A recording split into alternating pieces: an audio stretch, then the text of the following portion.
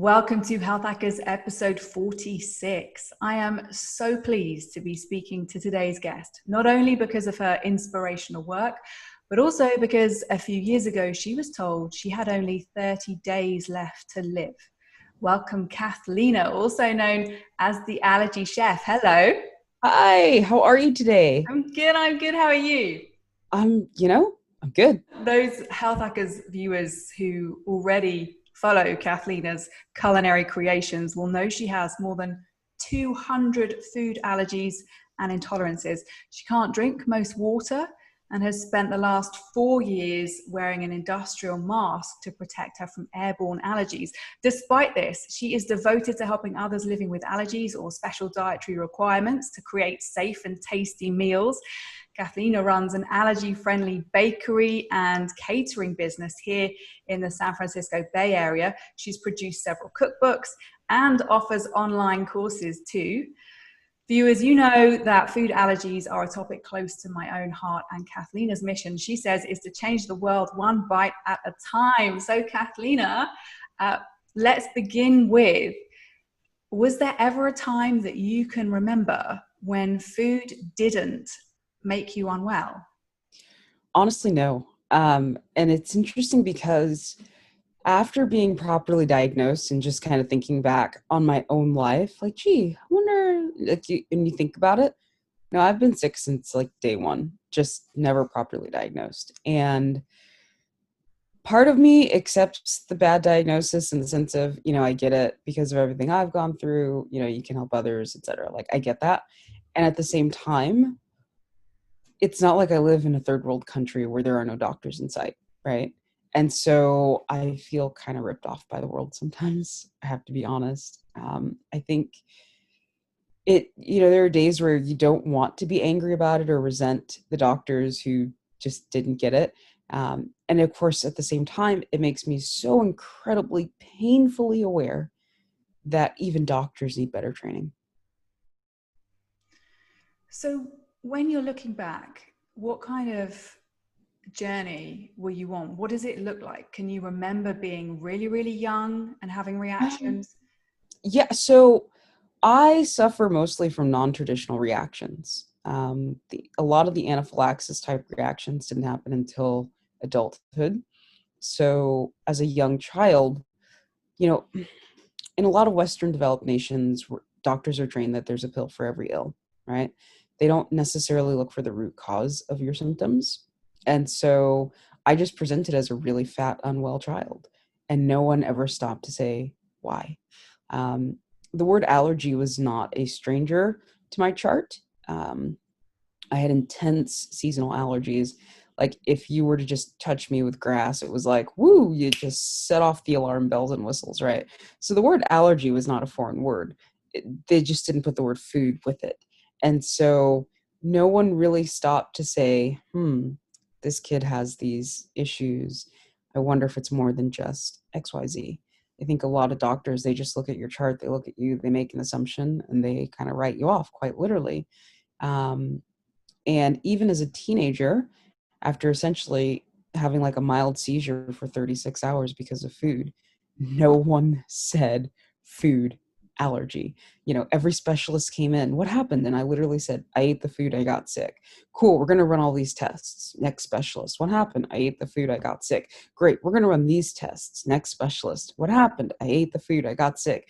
Great, we're going to run these tests. We can't find anything wrong with you. We don't know what happened, and send you on your merry way. Like, literally, guys, I literally told you the answer. I ate the food, I got sick. What was it That's it. like at school? I guess it was pretty okay. I mean, even myself, I didn't know, right? I was just a kid. And I think the hardest part, so one of my worst reactions is actually just being incredibly overweight. In fact, hey, do you want to see a picture? I can Yeah. actually, since we're doing Zoom, I can actually show you the before and after. So people watching the YouTube channel can see this. If you're listening on Spotify, Apple, or SoundCloud, check out the YouTube channel, episode 46. So that's what I looked like before. This wasn't even my heaviest point. We think I weighed about 450 pounds at my heaviest. And then this is me after the proper diagnosis and eating food that didn't kill me, basically. Um, and so for years, being picked on for my size, I mean, that messes with your self-esteem as a kid. It just kind of changes you as a person. But turns out it wasn't really my fault, and so I think in school, that was the hardest thing to deal with.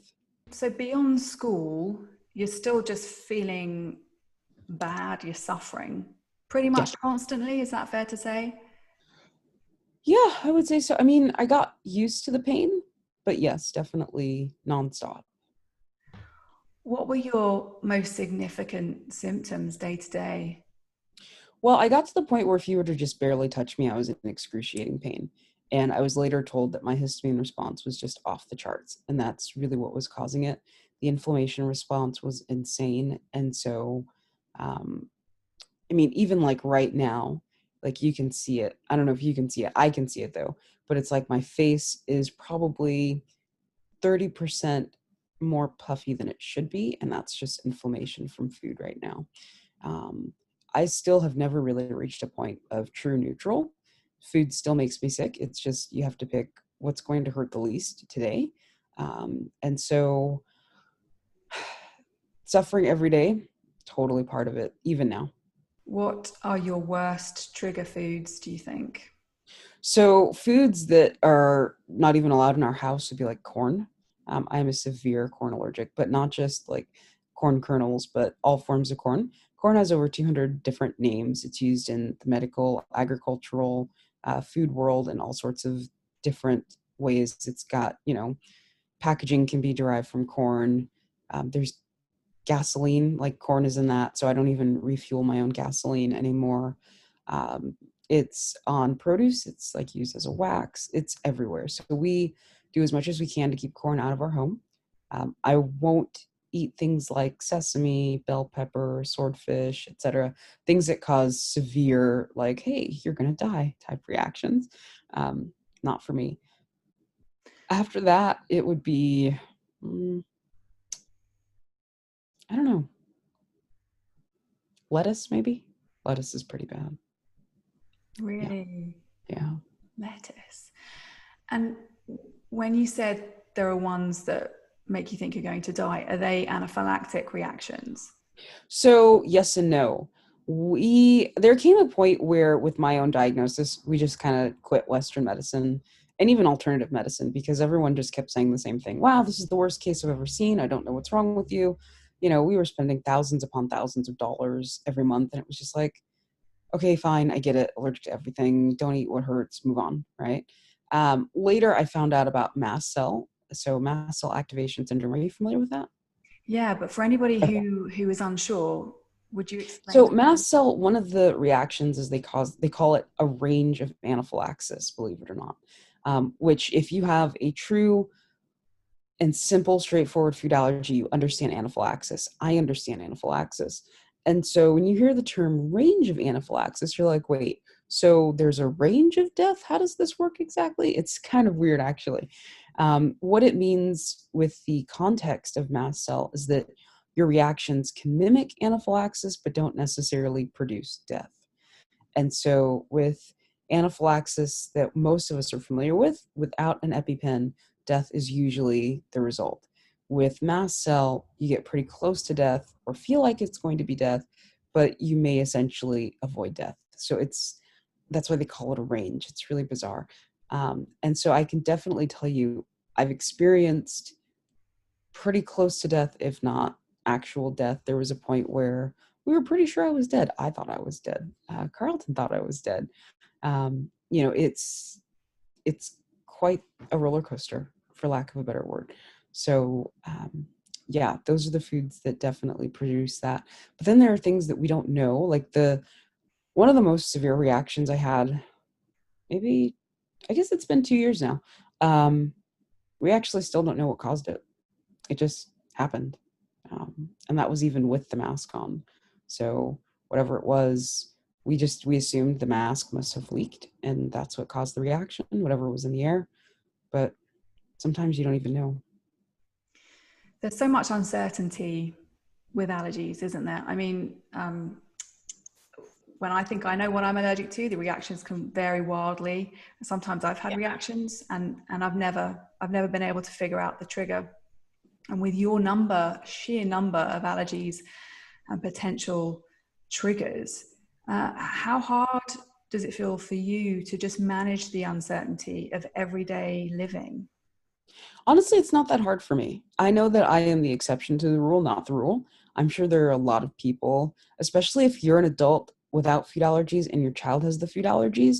I think I actually feel really sorry for those people, even more than myself, because they don't know what it feels like. They're extra afraid.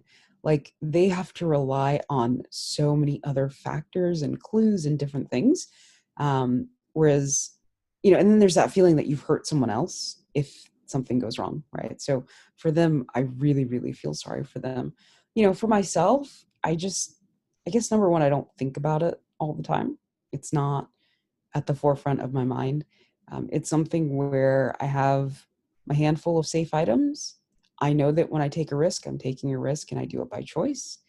I'm not a huge risk taker. I mean, I weigh the options like, do I really need this food? Will it help me feel better? Like, for example, I'm always trying to look for ways to improve gut health or overall nutrition. So if I feel that, the risk is worth it, like, oh, if this food works, I could potentially have a source of, these 6 vitamins or something, right? Then it's like, okay, I'm making that conscious choice and I don't think about the uncertainty necessarily. And then, of course, you don't go all in, right? You start with a small bite, but as we all know, one bite could kill you. So I think it's how you reframe it and just choose to think about it. But in a weird way, I don't let it get to me. I said my goodbyes to people a long time ago, right? I mean, I've been there and back again, as I think Bilbo Baggins said, "There and back again, a journey" or something. I don't know, but so it doesn't bother me, I think, the way it bothers other people. Will you tell us about what happened at that time where you were saying goodbye? I mean, so you'd been given 30 days left to live by a doctor.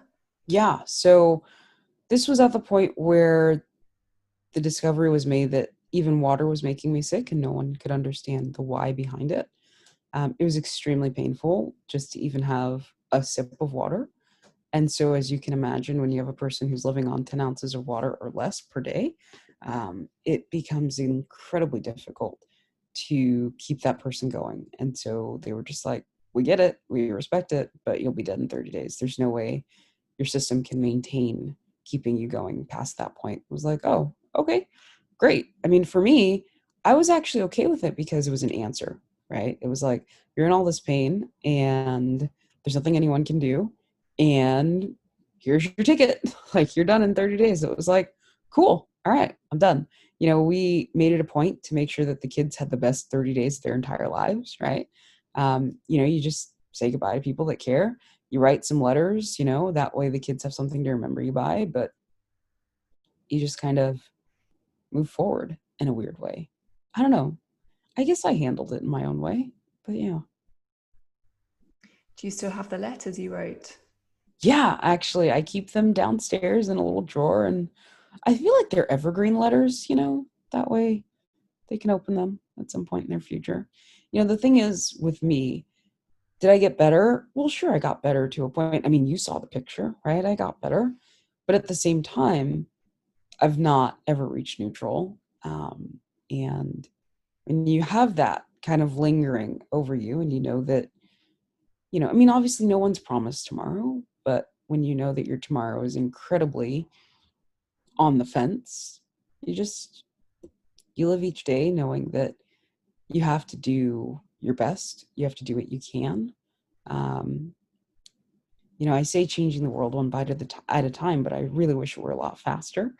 Had I known you back in your newscaster days, maybe we could do a campaign and tell the whole world, all about food allergies and, I don't know, help them. Um, I guess that's really my thing. It's my mission. Like every single day, help people change the world, make it a better place because tomorrow's not promised. And no one really knows why rates of allergies are increasing. Getting an actual diagnosis, as you know, can be really, really hard. How many years did it take for you to get a kind of clinical recognition of your allergies? Or are you still fighting that battle? So I never actually had to fight the battle. I'm really grateful for that. We were very blessed. I always hear people's horror stories and I'm like, that's horrible. How could they say that to you? Right. I've never had to experience that except for once, but allergy wasn't even diagnosed at that point. It was just more of like what I was used to, like being written off by the Western world without people who were willing to look at the root cause. So in the root cause sense, I understand what people go through. But for people who like have an allergy diagnosis and then have doctors still kind of look at them funny, that part I've never experienced. And I really feel for them because it seems silly not to, number one, take people seriously, but to really look over their symptoms and understand and want to get to the root cause. Like you took an oath to help people. And to me, that's part of helping people. But I don't know. I'm not a doctor. I used to want to be one. At this point, I almost feel like I could be an honorary doctor, but it's, I don't know, it's strange, the idea that a doctor wouldn't look at the root cause and really just dig in with you and help you. You mentioned your children. And not only are you living with over 200 allergies, but you take care of a family who also have restricted diets. Can you tell us a little bit about their different needs and how you manage to make it work as a family? Yeah. So, all right. So their dad, he's coconut and macadamia, which most people think is easy, but I'll tell you why it's not in a hot stack. So he's got those two. Our oldest is gluten and dairy free for cognitive functions, but he's totally an adult. He's moved out. He wants to live like an American. He eats whatever he wants. Um, let's just say everybody around him knows that he should change his diet, but he doesn't accept that. So, and the funny thing is, for a long time, I couldn't understand people who don't take their diagnosis seriously, but he's one of those people. And I'm like, oh, I get it. When the result is not extreme pain or death, I think it's easier for people to say, oh, I don't need that. Um, and so that's part of the problem, right? And then our second oldest is wheat, dairy, egg, beef, all bovine material, and red meat. Now, he was born allergic to dairy. We knew that right off the bat. And then wheat was diagnosed around age 6, along with beef. And eggs became a severe intolerance, I think around age 9, 10. I'd have to think about that one to tell you the exact age. Um, we figured out red meat by chance just because we don't do a lot of red meat in general. But once we figured out that there were some red meats that I could eat, um, then of course we tried to have him eat something with me and he couldn't eat it. So that's how we kind of realized, like, one at a time, like, oh, you can't have this, you can't have that. Common denominator was red meat. And then like he can't do gelatin, pretty much anything from a cow he can't do. Our third, we lovingly call him Mr. Low No Sugar. So he's no sugar, food colorings, pesticides, food colors, preservatives, additives, those types of things. He eats pretty close to organic at all times, mostly paleo-ish, low refined sugars. His story is quite the story. We could do a whole episode just on him. And then our fourth, we thought everything was fine up until a few years ago. And then we realized she does really well refined sugar-free and low dairy, low gluten. So pretty clean eating. But we manage it. I mean, at first managing was really hard. I won't lie. There were a lot of short order cooking because, little kids, preferences, allergies, needs. When our oldest was doing, for example, he did the GAPS diet for a while. No way am I making everybody eat that. It's highly restrictive. And so you've got one path for one person and then one for another. And it got hard. It was very hard for a long time. Plus there's the cost factor. For I think a month we trialed him on camel's milk. It was like $300 just for camel's milk for one person. Like, no way do you feed a whole family that. And so you just juggle it every day. Truth is, it's a full-time job. Um, yeah. We finally got to a point where finding the easiest thing where everyone could have it, that was great.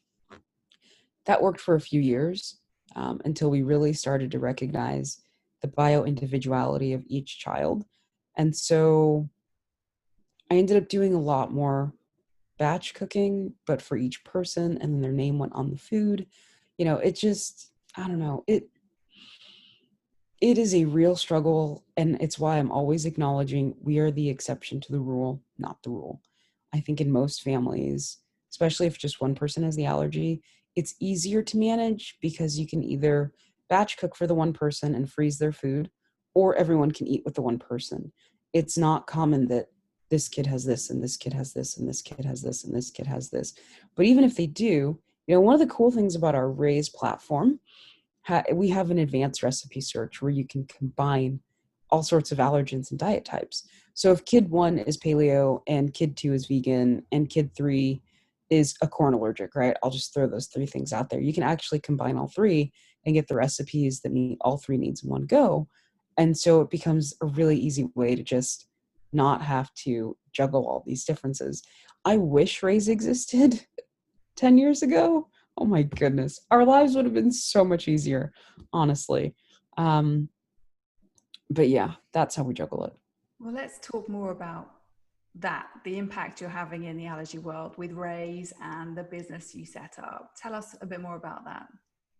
I think the coolest thing we've ever done a few years ago was the Food Allergy Awareness Expedition. It was a 6-week US tour. We went around and helped thousands of people with food allergies. We did events all over the country. Some were private, some were at grocery stores. It was just really cool. Yeah, it was quite the journey. And we got to see a lot of the country.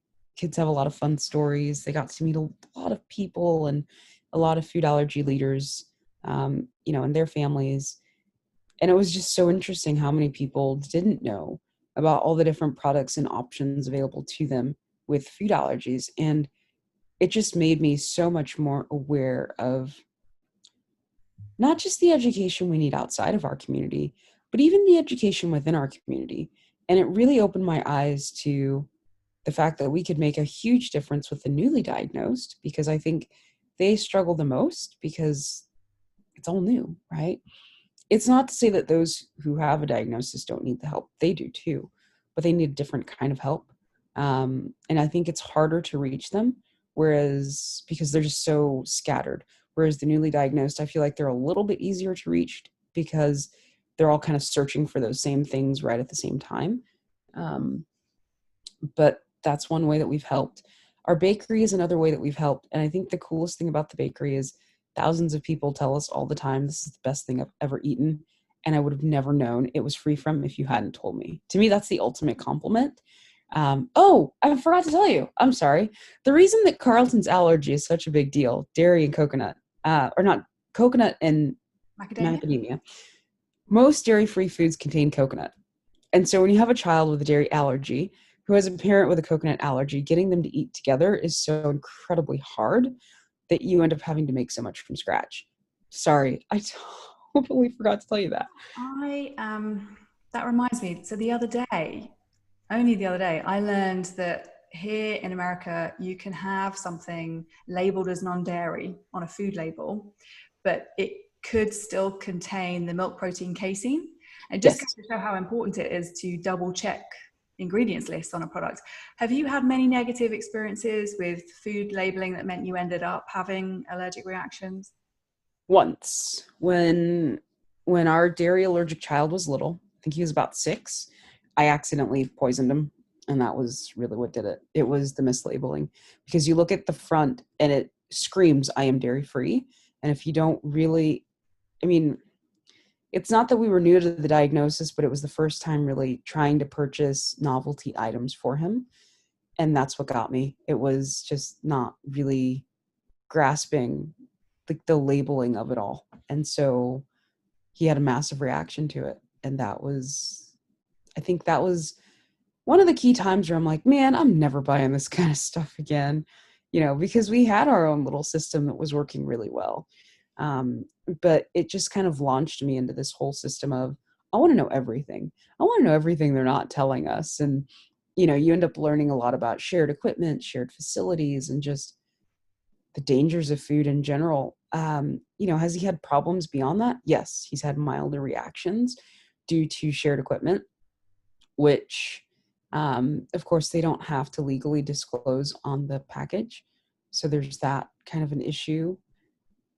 I would say we need a lot of change on food labels, but I understand the problem because we're in that world at this point. And so some companies are able to get down to the nitty gritty and tell you it's a shared equipment with XYZ, but other companies aren't able to tell you that because they use what's called a co-packer. And so the co-packer can change what they put on the equipment all the time. And so the company can really only ever say the facility uses these products, but I can't tell you day in, day out what's on the same line as my equipment. And so that becomes a huge problem, which is why I've started trying to plant the seed to people, with connections. Hey, let's get some dedicated facilities that are co-packers for food allergy-free products.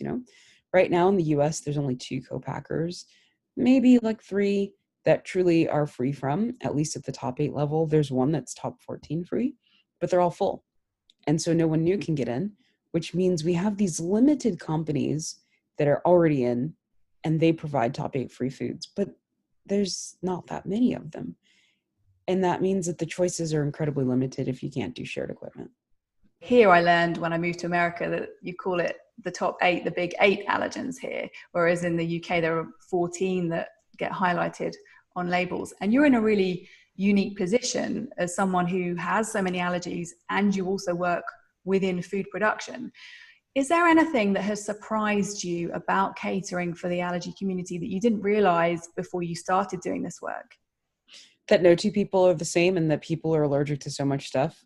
I always thought I was truly the exception to the rule. I mean, I say that a lot, mainly because of the number.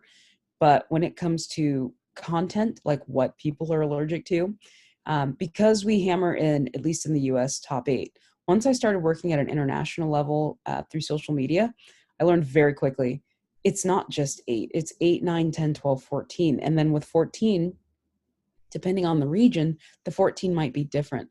To the point where now it's like, I don't even care about the number. I just care about what's in it. Like, can this person have it? Can that person have it? The numbers are important. And at the same time, so many people fall outside of those numbers. And I think that that's the crazy part with working with people with food allergies. I think that, and how many people are willing to trust a doctor who tells them it's okay to eat food they're allergic to. Like, really? No, you don't do that. Especially when you actually are having reactions. The only time that that's really not a true statement is people with mast cell, going back to that. People with mast cell can test allergic to a lot of things and not actually have the reaction. And for them, one of the worst things you can do is remove a food that they're eating safely, because they can develop a reaction when trying to reintroduce it. Whereas people with a true allergy, when you remove the food, the reaction stops. With an intolerance, you have to really keep an eye on it, food journal day in, day out. So each person is different. And so when you have a doctor who's not looking at root causes, who's just looking at a test and looking at you and giving you these blanket statements, and then you trust them blindly without taking radical responsibility for your own health, I think you can get into trouble sometimes. Yeah. And you've just reminded me, talking about the variety of allergies, intolerances, the reactions. I have been asked before in a restaurant, when I explain about my severe nut allergy, I've been asked, oh, how bad is it? And well, really, that shouldn't matter. Like, if I'm allergic to it, that question should not matter. I really can't have nuts in the food. When you said your son had bad milk reactions, were they the typical kind of eczema, nausea, vomiting, diarrhea based ones, or were they on a whole different scale? So before I answer that, I want to say, I think the question restaurants should be asking you is, can you handle food made on shared equipment with tree nuts, right? I think there's a language barrier, and maybe that's what they meant, but maybe it's not what they meant. Maybe what they really meant was, well, if I accidentally mess up, how bad will it be, right? But I think that's a question we should be asking. I know the coolest thing I've ever been asked we were out and I was ordering something once and I said, oh, and no almonds. They said, is it an allergy or a preference? I was like, oh, that's really cool that they would ask that. So that was really neat. But going back to his reactions, so he's contact allergic. If you just rub a little dairy on his face, turns bright red right away, like, hey, there's dairy in this. If he ingests even a tiny amount, vomit everywhere. Like, just like it, for him, it doesn't even make it past level 1 in the sense of it doesn't go through his GI system to cause diarrhea, right? I don't know that it would even cause eczema in the sense of, could you even feed him enough and have it in his system long enough to cause eczema, if that makes sense? Because the tiniest amount, his system's like, no, right away.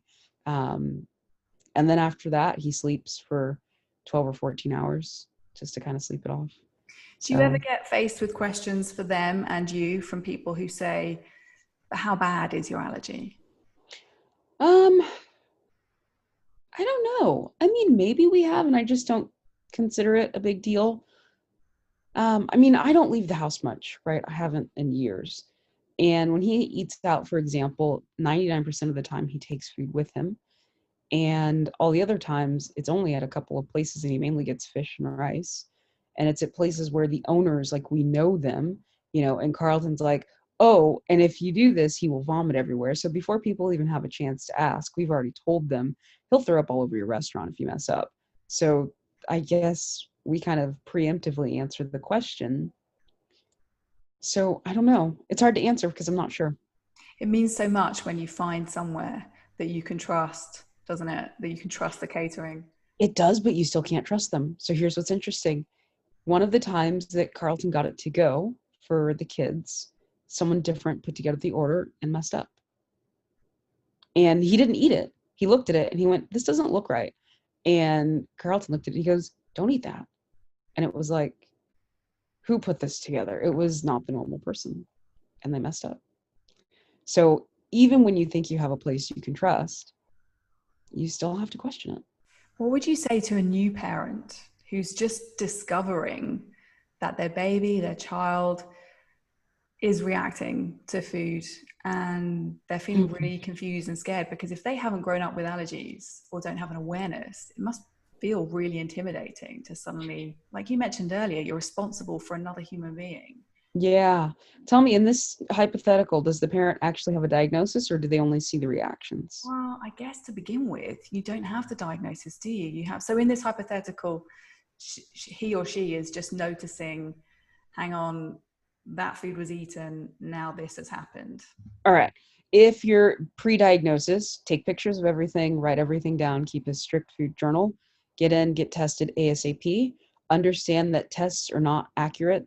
It's like up to 40% inaccurate. You want to request that when they test your child, do blood and skin at the same time and ask them to do different testing companies. And the reason why is because different tests have different thresholds and you'll get a bigger, better picture of health. You might have to find a functional medicine team that will test you for intolerances because not all board certified allergists believe in food intolerance testing.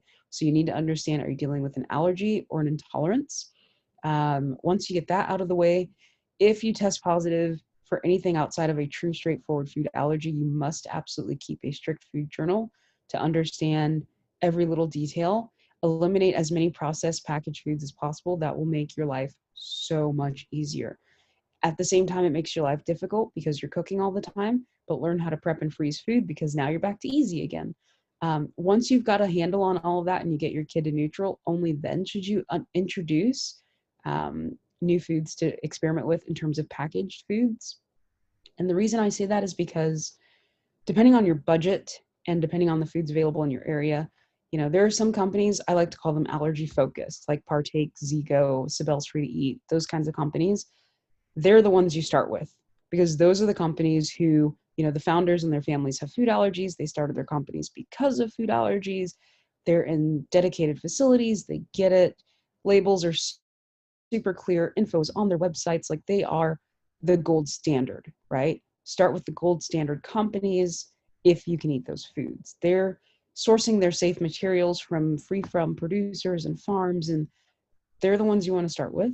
And if your child can tolerate those, start there. If not, they cannot have these particular ingredients.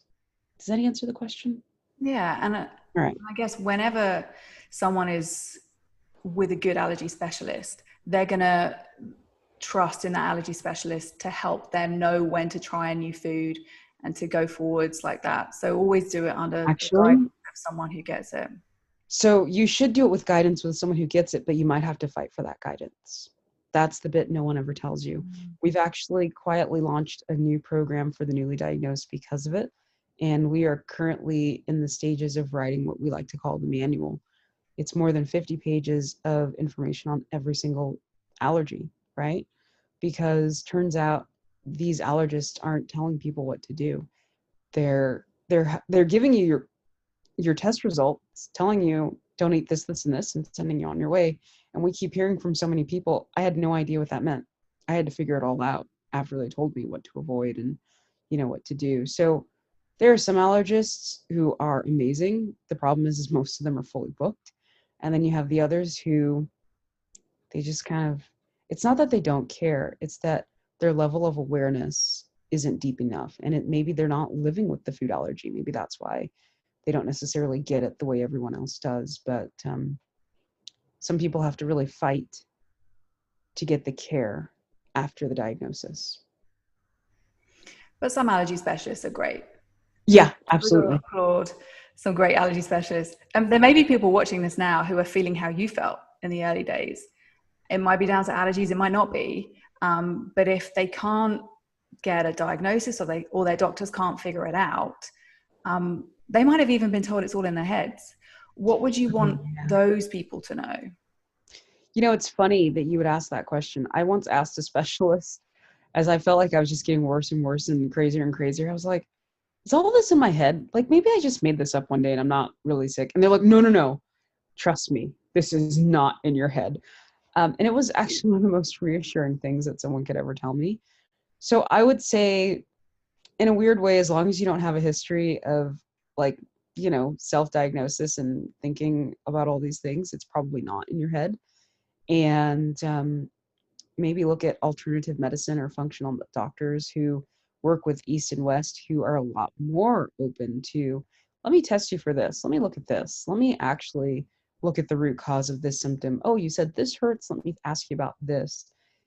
You have a good specialist when they're willing to read over your 2 months of food journals and understand. We once had a specialist look at me and go, so I read everything and I noticed that 90% of your symptoms are on one side of your body. Let's look at that. And I was like, oh, I never even made the connection. And this is someone who lives it and studies it day in, day out. And I never saw that connection.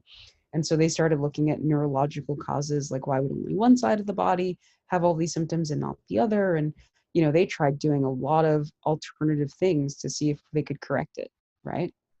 And so lots of little things. I would say it's not in your head. Maybe you just haven't found the right team yet, but if you really want a diagnosis, keep that journal and keep looking for a team that can help you. In one of your articles, you wrote, my dream is to make it so that there isn't another kid that gets looked over and that we can stop these problems before they start. Are there any particular theories or promising lines of allergy research and prevention that you're particularly interested in or excited by right now? You mentioned gut health. Is that one of them? Gut health is a big one. So, okay, air, water, and food, right? This is something that if we had 10,000 hours to talk about, I'd talk to you about it. So I'm going to nutshell it for you, even though you're allergic to nuts. So don't take that too offensively.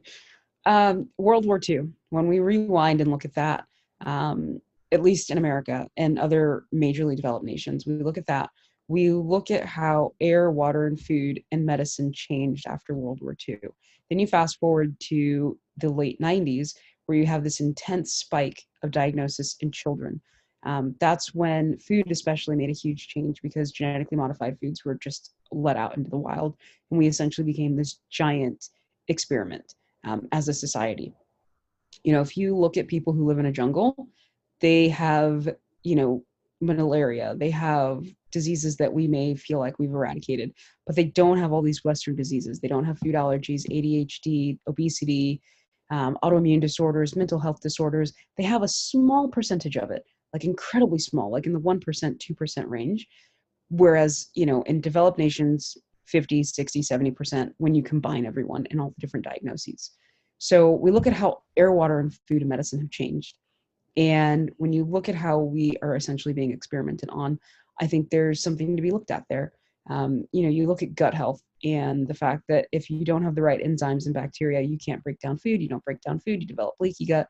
You develop leaky gut, the wrong proteins get into your body develops a reaction to these things. But perhaps you present with leaky gut without other symptoms that would make someone say, hey, leaky gut. Instead, they say, hey, food allergy or food intolerance. And so when you look at the fact that the human body is so incredibly complex, we have to look at all the underlying causes, all the root causes. And it's people like me, we are the canary in the coal mine, right? We're the ones screaming at the rooftops. Something's not right with this system. Someone should be able to drink water. I can't drink most water.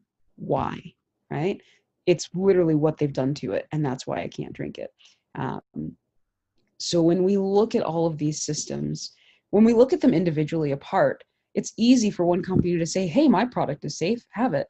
And for the next 1,000 companies to all say the same thing. But no one's actually researching what happens when you have this product plus this product plus this product plus this product plus these 10,000 genetically modified products over here, and you combine them all and you throw them at a baby.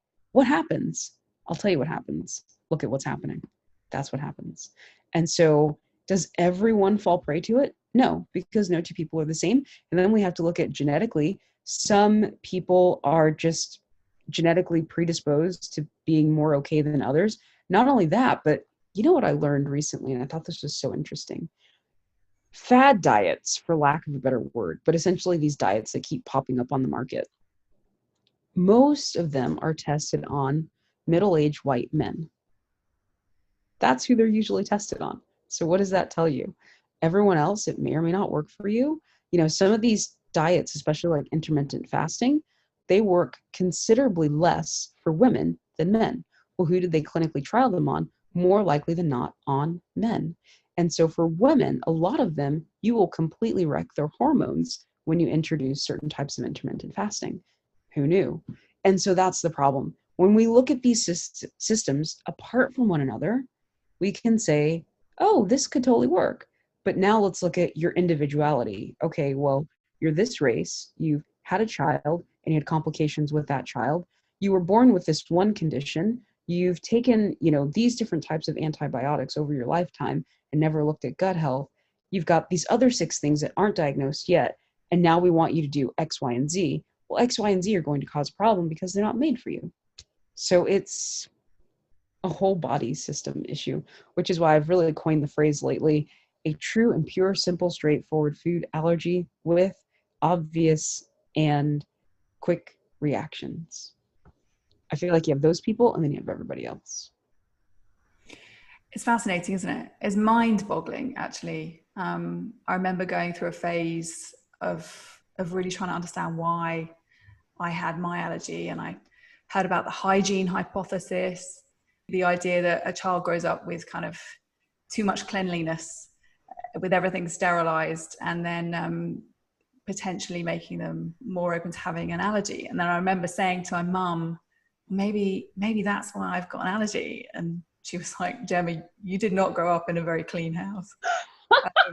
But there's no consensus, really. I find that there are so many different ideas and theories, and then those who will completely disagree. But so there's a bigger issue at play, right?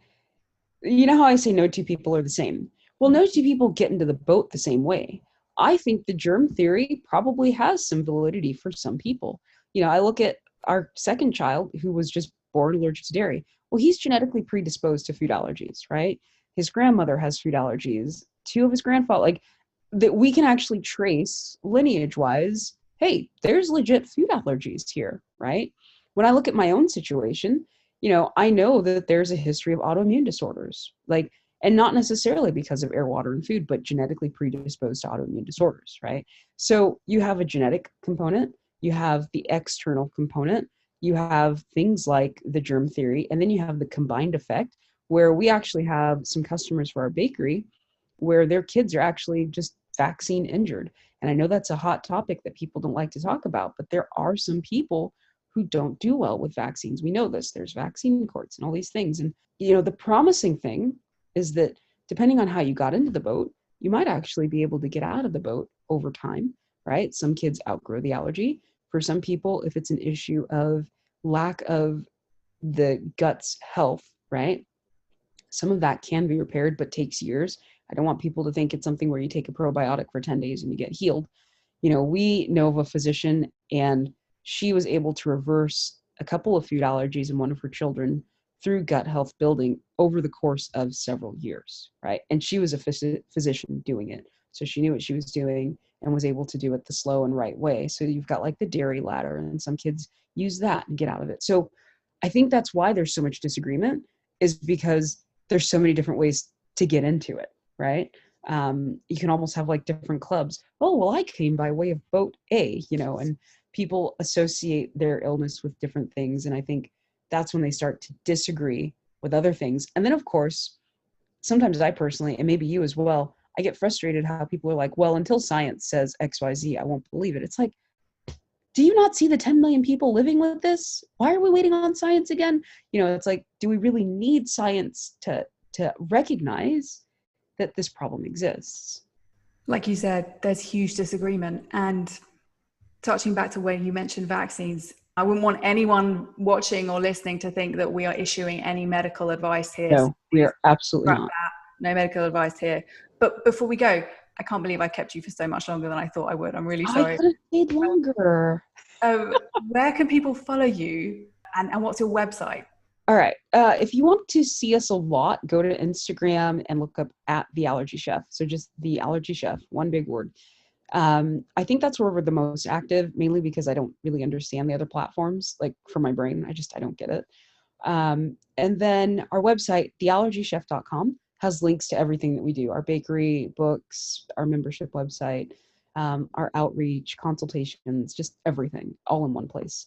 So those are the two easiest ways to find us. And Health Hackers viewers and listeners, thank you for being with us. If you're watching on YouTube, hit subscribe for regular videos. And if you're listening to this through Spotify or Apple, you can opt to follow the show there too. Kathlena, thank you so much. It was my pleasure.